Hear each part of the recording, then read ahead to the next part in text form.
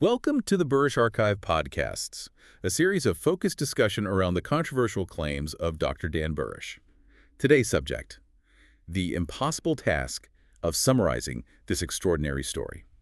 We are launching a deep dive into what is just one of the most astonishing and, well, polarizing narratives in modern history. Absolutely. We're talking about Dr. Dan Burisch. A scientist who claims he was recruited into the highest levels of ultra-secret government projects. And we're not just talking about standard classified work. No, we're talking about projects involving extraterrestrial contact.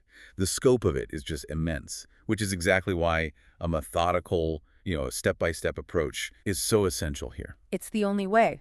So our mission today is to chart this incredibly complex narrative chronologically, from his recruitment through his work at the infamous S4 facility, and I think most importantly, look at the corroborating evidence.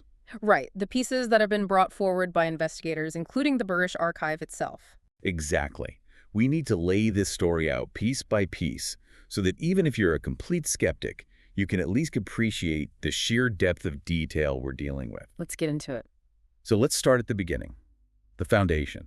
The sources make it very clear that Dan wasn't some, wide-eyed novice when they approached him. Not at all. He was established as a precocious scientific talent from a very young age. I mean, he got his first microscope at age 5. And was soon being mentored by the director of pathology at a major hospital in California. He was learning histology, medical microbiology, serious stuff, before he was even out of his teens. It's so vital to establish that image of him, a brilliant young man with a real solid scientific grounding long before the classified world ever came knocking. It gives all the later claims a very different context. It does. And then the recruitment itself, it's dated to 1980, and it sounds like something straight out of a spy movie. But it happens in the most mundane setting you can imagine. He's in a lab cutting nematode slides. And he's working with a compound called taurine chloramine, right?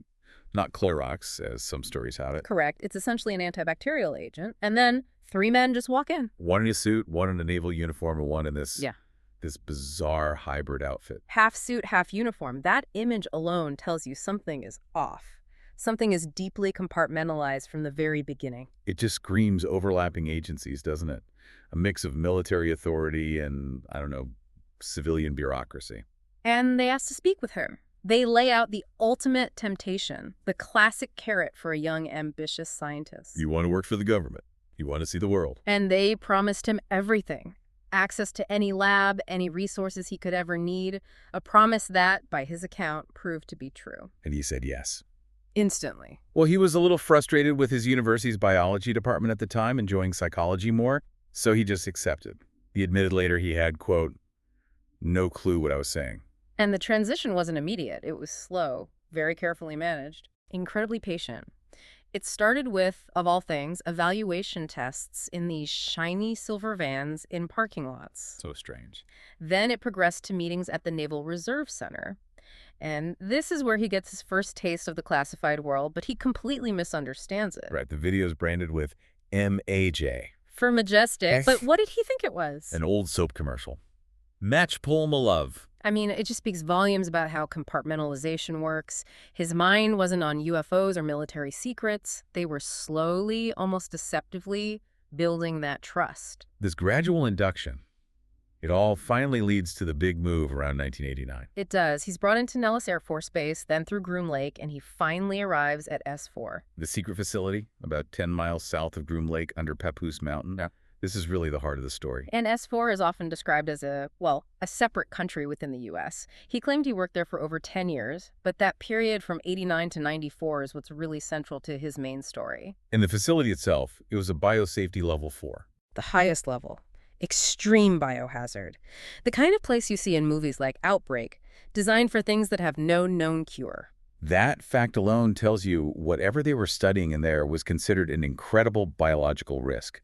Access was through white vans, armored doors, deep elevators. And then an underground monorail system. It's less like a lab and more like a fortress. And inside that fortress, under something called Project Aquarius, was the subject of his study. The J-Rod. Or the extraterrestrial biological entity, the EE. Dan eventually becomes a working group leader after his senior colleague just inexplicably disappears from the project. So in simple terms, can you describe the J-Rod? The sources give some very specific and pretty jarring physical details. Broadly speaking, it was about 3.5 feet tall, had a ruddy look, those huge black eyes you always hear about, and it was, well, it was suffering, profoundly. From severe muscular atrophy. Exactly, which is why it was always hunched over, almost flopping. It was an extreme pain.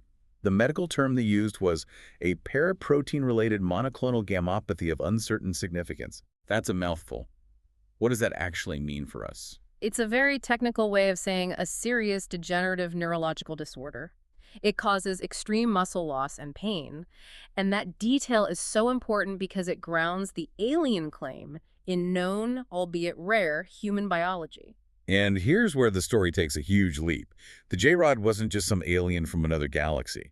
The claim is that it was an extraterrestrial from our own future. From 52,000 years in our future, to be precise. I mean, that's the conceptual core of it all. It is. The doctrine of the convergent timeline paradox, or DCTP. To put it simply, the J-Rods are us, from the future, coming back to fix catastrophic mistakes they made in their past, which is our future. So those errors are now converging on our present timeline. Right, leading to what was once seen as a crisis point around 2012. They were trying to intervene in their own history. The J-Rod was a willing participant, part of an exchange treaty. They even gave it a private name, Kiela. Which means bread gift. Yes. And the communication was intense. It was mostly telepathic. Dan described feeling the J-Rod's pain, its depression during the sampling procedures. It was not a sterile, easy relationship. But the entity was also highly intellectual. Oh, incredibly so. Dan said its mathematical knowledge was far beyond anything he'd ever seen. It, quote, blew my mind. It suggests a real collaboration despite the awful circumstances. So when you have claims, this massive future humans, secret bunkers, telepathy, you absolutely need corroboration. The demand is immense. You need details that can be checked outside of Dan's own account.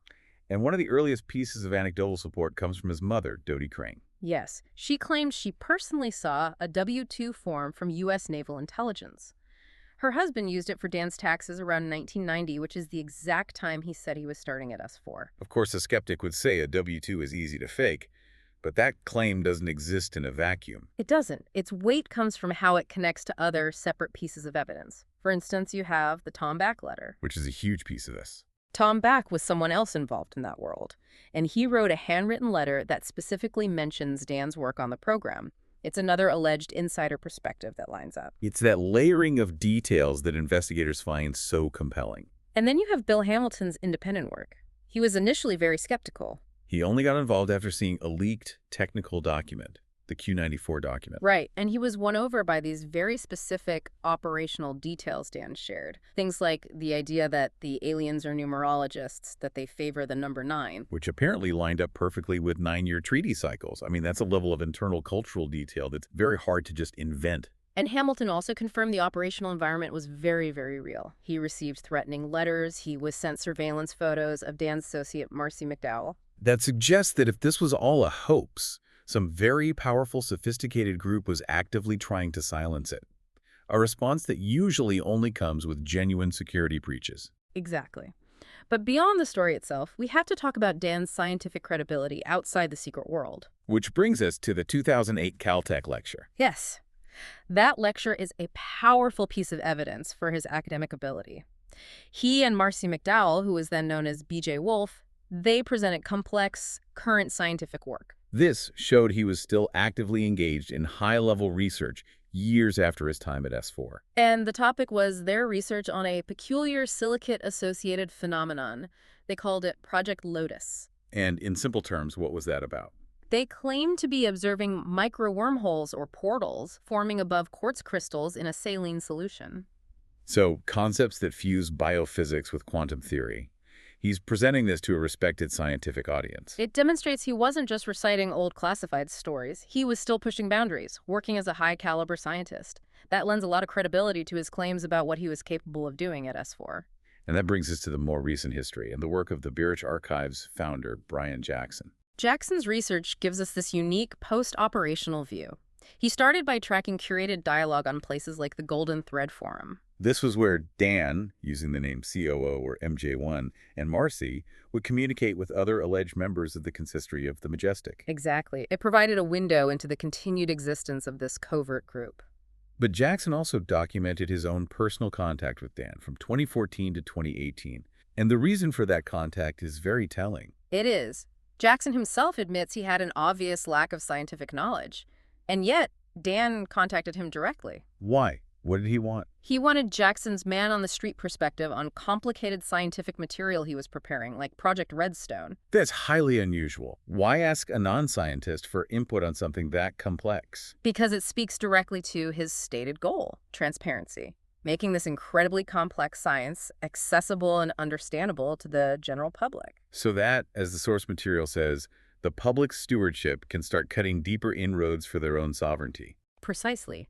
It shows this continuous commitment to disclosure. This ongoing effort to educate the layperson is a consistent thread through the whole narrative. So we've really just scratched the surface here, but we've mapped out the journey. From a precocious recruitment in 1980, through classified work with a future version of humanity, all the way to the corroborating anecdotes in public science that followed. The sheer level of detail, the internal consistency, it really does demand a deeper investigation. It forces you to ask how a story this elaborate, backed by scientific demos and insider accounts, could possibly be just simple fiction. A difficult question to answer. Thank you for listening to the Burisch Archive Podcasts. Check back for further detailed analysis on other aspects of Dan's claims and their extraordinary connection to our current understanding of our relationship to the extraordinary.